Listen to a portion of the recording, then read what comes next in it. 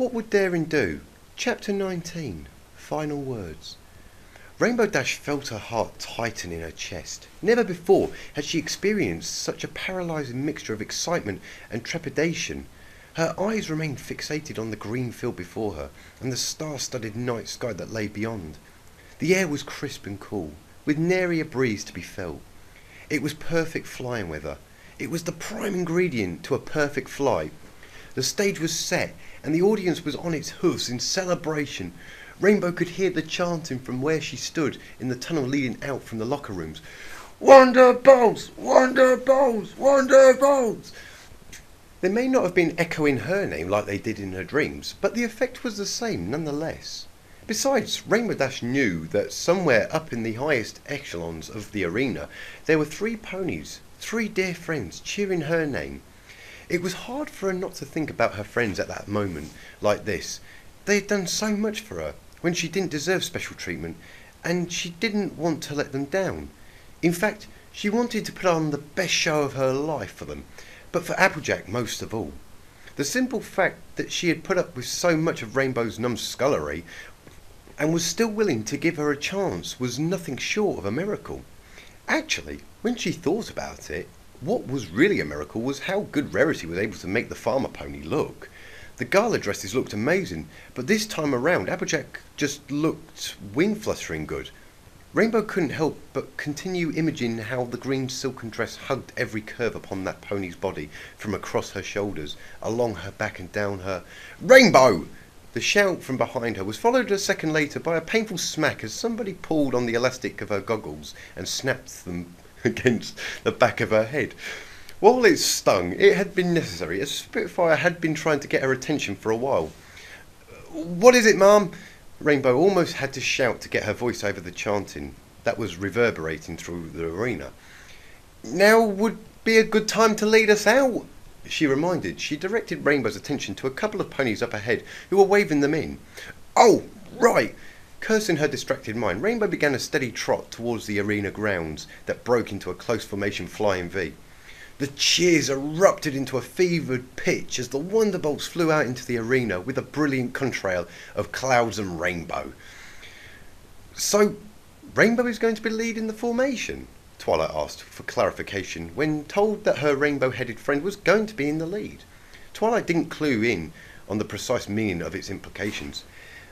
Apparently, Spitfire wanted her at the front, or otherwise they'd lose points for looking all lopsided, Applejack explained with a bit more clarity before she gave an indifferent shrug. Or something like that. I don't exactly get how these things are scored.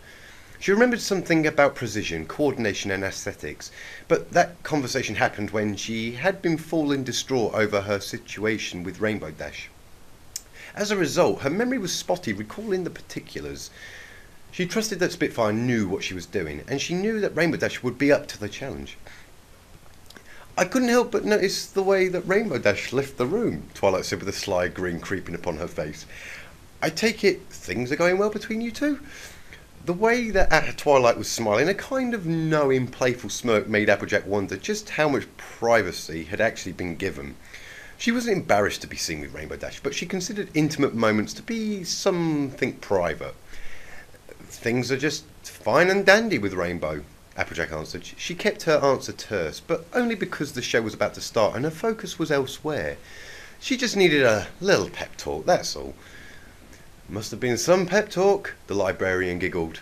The chanting from the rest of the ponies in attendance was beginning to escalate, which meant that the Wonderbolts were close to starting their show. I'm happy for you, Applejack, she added. For both of you. Well, thank you, Twilight. That's mighty kind of you. Though she didn't expect any kind of negative reaction from any of her friends, Applejack still hoped that her new relationship wouldn't upset her circle of friends. You know Pinkie Pie is going to have a field day when she hears about this, Twilight's joking remark elicited a few chuckles from her friend, who then nodded in agreement. No doubt Pinkie Pie would want to throw some kind of celebratory party in honour of this new romance. Then again, what situation didn't make Pinkie Pie want to throw a party? Regardless of what their reactions were, Applejack was looking forward to returning home to Ponyville and seeing the rest of her friends again. It felt like she'd been away for ages, when in reality it had only been a few days. By the way, Where's Rarity? Wasn't she helping you with your dress? We ran into Fancy Pants fella on the way back here, Applejack explained. Ran into? Was not the most accurate way to describe what happened. It would be fair to say that Rarity spotted the familiar unicorn and proceeded to steamroll her way through the crowd to reach him. No doubt those two high society ponies were off in their own private box. She told me to tell you not to wait up for her and that she'd meet up with you back at the hotel later. I guess it's just the two of us then, Twilight said. By the way, I had been meaning to ask you something. What is it, Twi? It's about that shipment of books. Oh hey, the show's about to start. Applejack was saved by the bell, or announcer in this case. Just at that moment, the 5 pony aerobatic masters, better known as the Wonderbolts, launched out onto the field. Oh my gosh, there she is! Look! Applejack didn't need her friend to point out. She would have needed to be struck blind at that instant to have not seen Rainbow Dash at the lead of the formation. That rainbow-coloured mane and matching contrail of hers made her stand out like a beacon. Applejack couldn't help but smile at the thought of all the ponies in the audience who were wondering who this magnificent mare was. Just you watch, Twilight. This is going to be spectacular. It was just awful, Highwinds lamented as her head slammed against the tabletop. A disaster! A horrible, horrible disaster! Misty chimed in a moment later. With the exception of the captain, the entire Wonderbolt team were huddled together with sunken heads all around a small circular bar table. They cradled mugs of cider close as listless eyes gazed into their bubbling brews. Off in the dark, sullen corner of an otherwise lively Manhattan pub, not a single smile adorned any of the Wonderbolts. They exchanged nervous glances with one another, and occasionally one would glance over to the bar in the distance, where a surly-looking Spitfire was waiting on the bartender. Are we quite done yet? Rainbow Dash finally spoke up after another minute of silence. Her patience with the teammates' superfluous show of solidarity felt more like a mockery of her earlier concerns. She knew being the new girl on the team meant a bit of playful ribbing, but it was getting silly now.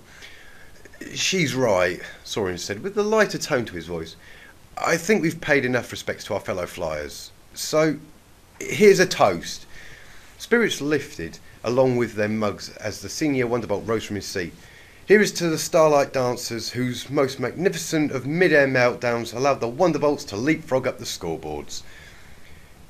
It really was just awful, Highwind said, while trying to avoid sounding too happy about that fact. That routine of theirs was a disaster, Misty added. I don't think I've choked that bad since Highwind almost swallowed a meadowlark just before the Van Hoover air show. Hey, that bird came out at me from nowhere. He was out for my blood. Highwind's attempts to defend his honour were met with a pantomime of the aforementioned event. Misty proved to be a versatile actress as she feigned a coughing, gagging fit with high-pitched squeaks for help. By the time Soarin got the team to settle down again, Highwind was drowning his embarrassment in hard cider. As I was saying, Soarin spoke up again, thanks to the Starlight Dancers gracefully plummeting down the scoreboard, the Wonderbolts were able to sail smoothly into a second-place finish. I know Spitfire will say this all again, but I want to thank you guys for all your hard work. Misty, Highwind, you both flew wonderfully together, and don't be surprised if we start doing that more often. The two congratulated Wonderbolts flashed each other self-aggrandizing smiles before exchanging high-five slaps with their wings. Then Soarin and the other Wonderbolts turned their attention over to Rainbow Dash, and of course a toast to Rainbow Dash, for whom without we would not have been in this mess, nor would we have been able to get out of it. Rainbow Dash felt a small tinge of embarrassment, but the smiles of approval given by all the other Pegasi at the table was a clear indication that no ill will was held. Quite the opposite, in fact, as Rainbow saw nothing but pride and approval from the other Wonderbolts. Were her wings not so tired out from a long day of fly, she would have been liable to rocket through the roof alongside her ego. Soarin said something else to conclude his toast, but by that point Rainbow was so wrapped up in her own egoism that she wouldn't have heard a thundercloud atop her head. Her mind and focus was dragged back down to reality by the clatter of mugs.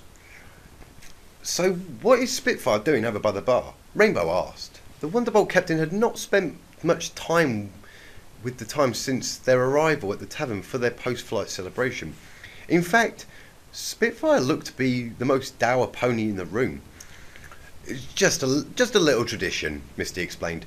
After any of the big competitions, the captain of the second place team has to buy a drink for the captain of the winning team, and vice versa.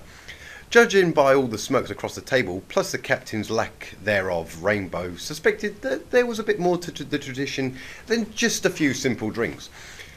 So, why does Spitfire look like she's about to get a root canal? That has more to do with the choice of drinks, Soarin elaborated as he motioned for Rainbow to pay particular attention to the bar. You see, the captain of the winning team gets a glass of, what was it again this year? Glentrot single malt 18 years. Misty stepped in with the answer. Oh my goodness, that's a good one. Soarin sounded envious that he wouldn't be the recipient of the drink. And it also cost 60 bits a glass. Sounds nice, Rainbow commented. She didn't know much about liquors beyond simple ciders. Granted, when you lived near Sweet Apple Acres, there was little need to experiment with other beverages. Rainbow could have lived on nothing but cider and still die a happy pony. What does Spitfire drink? A particular concoction that the bartender keeps for such special occasions and degreasing large engines. Soarin's description had left Rainbow with a sense of morbid curiosity. Thankfully, said curiosity did not have to wait long, as Spitfire was joined at the bar by a sleek and powerful-looking griffin. A quick whisper from Soarin revealed that it was Harkoni, captain of the Griffin Kingdom's Golden Eagles. His team had beat out the Wonderbolts by a narrow margin, and he appeared to be quite pleased with himself. Rainbow suspected that he had been on the receiving end of this tradition on many occasions, and was looking forward to seeing Spitfire swallow her pride, along with a beverage that 3 out of 5 doctors would classify as a toxin. As for Spitfire, she looked upon the glass set before her with thinly veiled trepidation, as though she were a filly about to take their first jump off a cloud. After several tense seconds of staring at the murky brown liquid, Spitfire shut her eyes tight and slammed the contents of the glass back. At first, the Wonderbolt captain didn't react, nor even put the glass down. Then the glass slipped from her hoof as the pony began to clutch her throat, as if though flames were spewing forth. Next came the coughing fit, which progressively grew worse and worse until she was flailing about the bar like a pony having a seizure. Her face went several shades of red over the course of her convulsive fits before she let out a rather melodramatic gasp and collapsed to the floor. Once the Wonderbolts were finished laughing, Soarin got up and trotted over to his beleaguered captain in order to render aid. Quite finished, dear? Soarin quipped as he nudged her with his hoof. I can't feel my tongue, Spitfire whimpered. That's your taste buds committing suicide, he reassured her before hoisting her back to her hoofs. He kindly offered to act as support as he helped the weak-legged Pegasus back to the table. No sooner had he helped her into her chair did Spitfire grab for the nearest mug of cider, which just so happened to be Soarin's. She threw back almost half of its contents in a fervent rush, as though dousing a fire.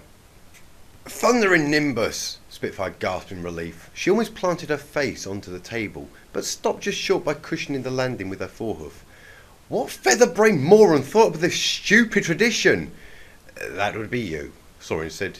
You used to do competitions during weeks at training camps. Of course you had to stop that when Celestia ordered you to stop poisoning your own teammates. Spitfire only groaned an incoherent response, which was her way of admitting defeat.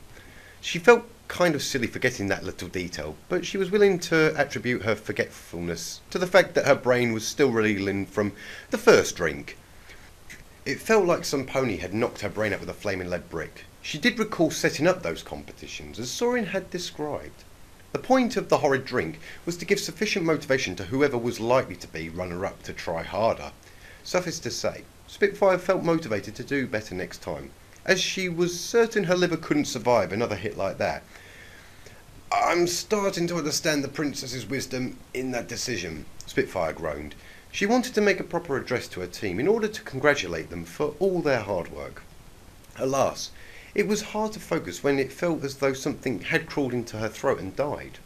Mustering all of her willpower, Spitfire shot back up to her hoofs, and would have fallen right back over had it not been for Soarin lending her support. I just want to thank you all for putting up with my personal drama. You guys really are the best team a Pegasus could have asked for. Oh, come on, Captain. No need to get all mushy on us, High Winds joked. It appears the Spitfire was the only pony at the table who held her to a higher standard. I'm serious, you guys! Despite her insistence, the rest of the Wonderbolts weren't interested in listening to any further apologies. They laughed off her repeated attempts at a heartfelt apology. As far as they were concerned, there was a much better way to settle matters on the team. By the way, Captain, Misty said, as she leaned down to grab something that had been stowed under the table. In honour of this momentous occasion of your first spectacular flaming face plant, we've gotten you a little something. Spitfire felt a sense of dreading rising up through her, given that her whole team looked as though they were on the brink of another fit of laughter. It appeared that Forgive and Forget was off the menu, and her fears were confirmed when Misty set a small pineapple-shaped cake on the table. The words 5-year dry spell were written upon it in bright red icing. Spitfire gazed at the fruit-shaped confection with a mixture of amusement and horrid realisation. Everyone else at the table was snickering, while their captain began to turn several shades of red.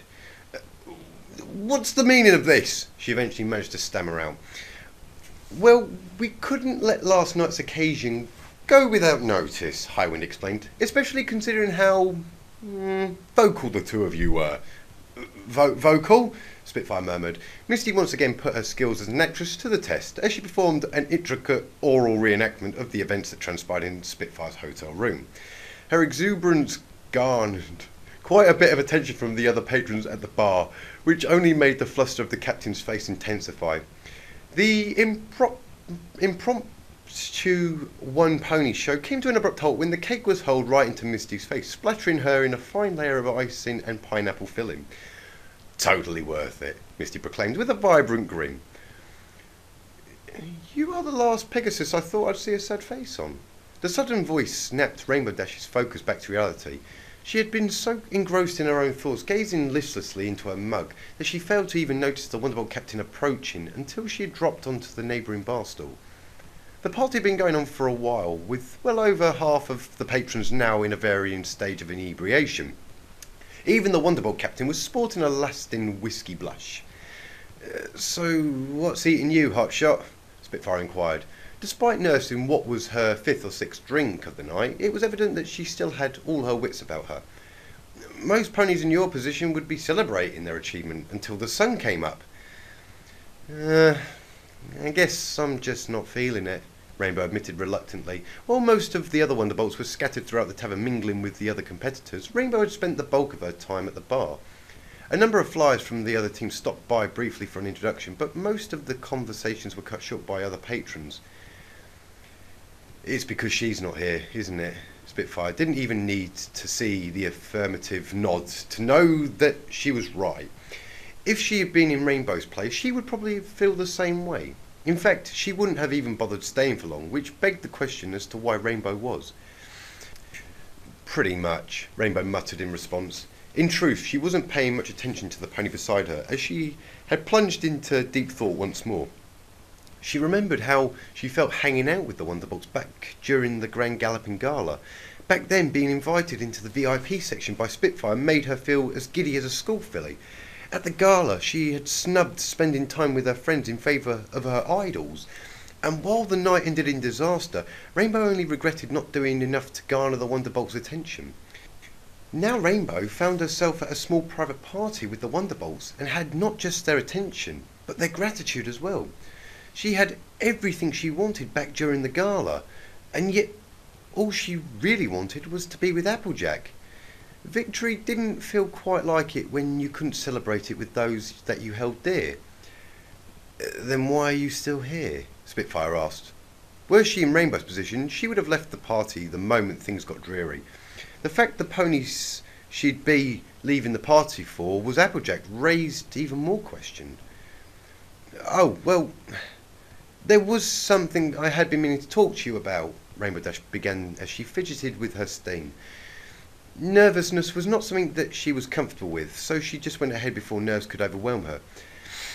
"I hung around because I was hoping you'd eventually ask me to stay on the team permanently." Spitfire raised a quizzical eyebrow, but didn't appear to be visibly surprised by Rainbow's confession. Instead, she rested her chin upon a curled hoof and said, "And what makes you think I would?" "Because you've seen what I can do," Rainbow insisted. And I know you said that you were only making me a reservist temporarily, but this isn't like after the Best Young Flyers competition where we just hung out and flew loops for fun. You said so yourself back in Ponyville that all I needed was more discipline. All this sudden proclamation didn't strike the Wonderbolt captain as surprising. The strength of the young Flyers' arguments were. Spitfire could not deny that much had changed since their conversation in Ponyville Library. You've already brought me halfway there. I can do this, Spitfire. You know it. I know it. Even those dolts on the Starlight Dancers know it. Spitfire took a moment to contemplate the arguments made. She came to a decision quickly, but decided to make it seem like it was a more thoughtful answer than it was. The appearance that she didn't make the decision in haste would help soften the blow. I can't, she answered. The answer came as a considerable shock to Rainbow Dash. The stunning blow to her ego alone left her sitting on the bar stool slack-jawed for a brief moment. Despite its simplicity, it took Rainbow a second to finally squeak out a response. What? I can't make you part of the team right now. I heard you the first time. The reaction could have convinced Spitfire of otherwise. I don't get it.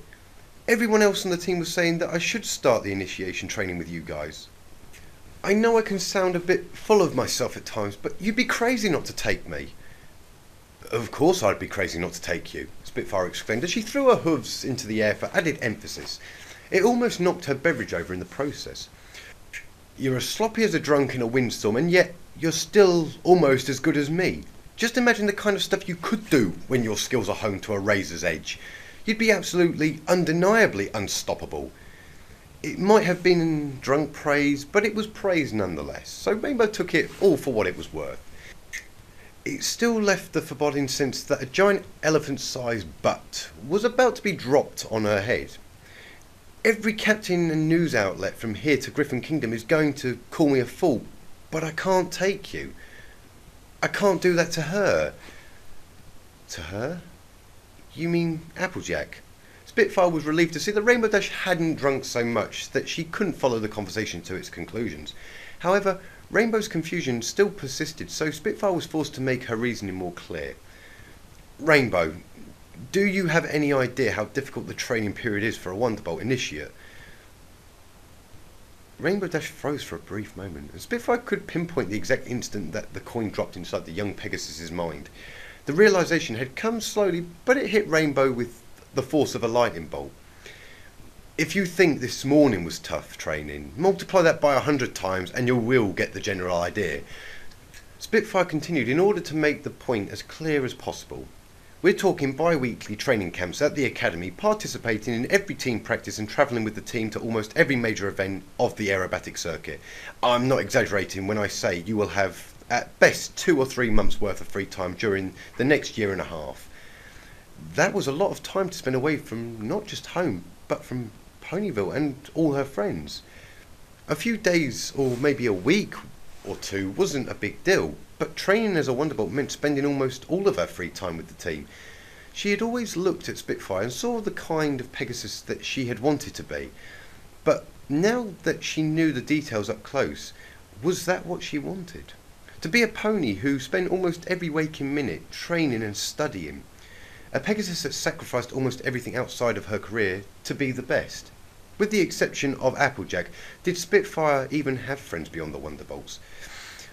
I won't lie to you, Spitfire continued. The initiation phase of a Wonderbolt is a lot of hard work, and a lot of time dedicated to the team. It'll put a strain on any relationship, even mine. And I was with Soarin at the time. Rainbow Dash could see why Spitfire would be so hesitant to force Applejack into such a situation. After all the deceit and turmoil that had transpired, asking her to put up with Rainbow gallivanting across Equestria for the better part of an 18-month stretch was beyond unreasonable. It was almost a complete betrayal. That thought alone was enough to plant seeds of doubt within her mind. Well, it's only a few months. I'm sure we could manage. Rainbow Dash tried to argue back. The Wonderbolt captain looked unconvinced as she shrugged her shoulders and took another sip from her drink. And what happens afterwards? You'll be put on the circuit and become a big-time star by the end of the first quarter. You'll be sought after by every sports journalist in Canterlot and Manhattan. Not to mention, you'd be buried in invitations. Is that really the kind of environment you want to try and build a relationship in? But you were dating Applejack. I'm also the team captain, Spitfire quipped. I have the luxury of being able to make my own schedule. Plus I don't seek out the spotlight like a certain young Pegasus. The accusatory glare was enough to break any desire Rainbow might have had to defend against such a label. Deep down she knew that Spitfire was right about that. If she did become a Wonderbolt, she would be spending a lot of time showboating and glory seeking. That would strain an already fragile relationship that had to endure long periods of separation, thanks to the initiation training. Could Applejack endure that kind of effort? Could Rainbow Dash even ask that of her? Seeing that she had succeeded in robbing the young Pegasus of any and all joy, she might have been feeling that night. Spitfire softened her attitude and gave her a supportive pat on the back. Look, if it's any consolation, I didn't like having to tell you no either. That had the opposite effect, unfortunately, and only made Rainbow's head sink lower until she was almost face first into her drink. Maybe reassurance weren't the right answer. 5 years ago, I made a choice between pursuing my dreams and staying with the pony I loved. I chose my career and spent the next 5 years being alone and miserable. It was the biggest mistake of my life. Yeah, but in the last 5 years you reshaped the Wonderbolts into what they are now, Rainbow said. She wasn't trying to make it sound like such a sacrifice had been worth it, but she hoped to help put things into perspective. You can't just tell me to give up on my dreams. A small bitter smile curled upon the captain's lips for a brief moment. She gazed across the bar to some ponies who were sitting at the far side of the tavern. Amongst the rambunctious Pegasus was Soarin, who was regaling the others with another story of self-deprecation humour. Dreams are important, Rainbow, but eventually you'll wake up. It's just as important to make sure that you wake up to something equally worthwhile. Another harsh truth, especially with regards to the Wonderbolt. Aerobatics was a hard sport. That was even harder on the wings. Most flyers stayed in the game for maybe a decade before wear and tear began to slow the Pegasus down. A great flyer like Spitfire could last until a second decade, but the later years would be a slow decline from the glory of her prime. Rainbow Dash was still young, and if she started now, she had the prospects of a long and bright future ahead of her in the game. But Rainbow Dash would eventually wake from that dream too. And then what? So, you're saying that I have to choose between Applejack or the Wonderbolts? A mournful Rainbow Dash spoke up. Suddenly, Spitfire just let out a terse little giggle. I just said I can't do it right now. The training time would be tough on a relationship, but I never said that it meant a relationship was impossible. Spitfire almost had to laugh at the idea that a Wonderbolt had to choose between the sport and their love life. She wound up making such a choice, but only because her own pride had forced herself into such a position. The idea of lots of single, lonely Wonderbolts was slightly amusing, especially considering the ever-growing list of high-wind sexual conquests. Take a year or two and spend it with Applejack. The girl deserves to be given a loving, meaningful relationship, and I know you can do that. Later on, maybe you'll find something more worthwhile than the Wonderbolts. If you don't, however, and you think that your relationship with Applejack is strong enough to weather anything the world can throw at you two, then come and find me. Promise me you won't join up with anybody else, and I'll keep a slot open for you. You'd be willing to wait that long? Rainbow said with a bit of surprise. It was a rather eloquent yet simple solution to both of their problems. It wasn't as though the team or the offer was going to disappear the moment Rainbow Dash trotted out the door. Like I said, I'd be crazy not to take you, Spitfire answered. But a pony like Applejack only comes along once in a lifetime, and you'd be crazy not to take her. The platform at the train station was particularly crowded that morning. Granted, there had been a lot more traffic coming into town in the days following the shootout with Billy and his gang. Supplies, workers, marshals, and more were all coming into town, and all of it was connected in one way or another to what had transpired just days earlier. Daring Do had spent those few days in town recovering from the injuries she had sustained, as well as helping some of the townsfolk sift through the debris of the old saloon. There was still a big pile of charred and splintered wood when she eventually gave up in her search. There were a few scraps of leather and a burnt-up hat, but no other signs of the nameless mare in the wreckage. "Are you sure you don't want any sort of payment?" Doc Tenderhoof asked, for the 100th time since the marshals took Billy away. "It was you and Blondie that did most of the work." "I didn't come here to make money," Daring Do replied as she checked her watch. Her train back east would be arriving soon, and she was anxious to return home and put this chapter of her life behind her. It felt like a defeat to have worked so hard only to return home with empty hooves, but she carried with her a small hint of satisfaction in knowing that she had done some good. "Besides, we wrecked almost a quarter of the town. The town needs that money, a lot more than I do." The sounds of a steam whistle in the distance took Daring's attention to the approaching train in the distance. It was a most curious feeling to be torn between wanting to leave and wanting to stay. Maybe it was because returning home meant that she was really gone forever, and Daring didn't want to accept that. "Are you guys going to be okay? Nobody's going to come seeking revenge?" "I doubt it," Tenderhoof said as he glanced back towards the town. It had only been a few days, but ponies were already out in force, working to rebuild. "With the bounty money from Billy and his friends, we've got supplies and new workers coming in, and with that new blood comes new money. Plus, with all those thugs gone, ponies might be willing to start travelling out this far again. I think this town is finally going to be all right." "That's good to hear," Daring said. It was good news, but it still felt bitter to her taste. As the train pulled into the station, the town doctor turned his attention to the archaeologist, who would soon be leaving. "I know you've probably heard it 100 times already, but I can't thank you enough for what you've done. We won't ever forget what you've done. You and Blondie have given everyone in this town a second chance." "Yeah," a morose Daring murmured. "I suppose Blondie got what she wanted in the end. A final farewell in a blaze of glory that every pony will remember. I can assure you that no pony here will ever forget Blondie's sacrifice."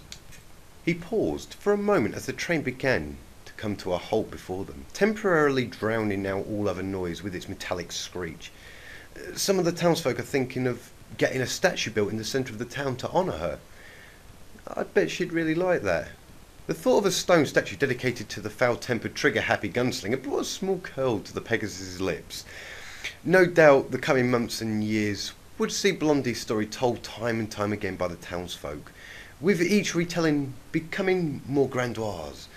She wouldn't have been surprised if that had been Blondie's hope from the start. With the train stewards beginning to make their boarding calls, Tenderhoof and Daring Do made their final farewells and parted ways. Daring was sad to say goodbye to this chaotic little frontier town, but she had a life to return to and a lot of papers to grade. Despite all good reason pointing to leaving, Daring hesitated to take that first step. In all of her travels and adventures, she had always prided herself on never giving up. But returning home felt like exactly that.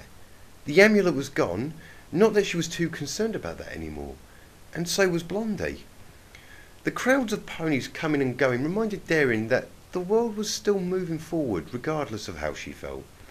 It wasn't until one inconsiderate mare bumped into her hindquarter that she was finally knocked back to her senses.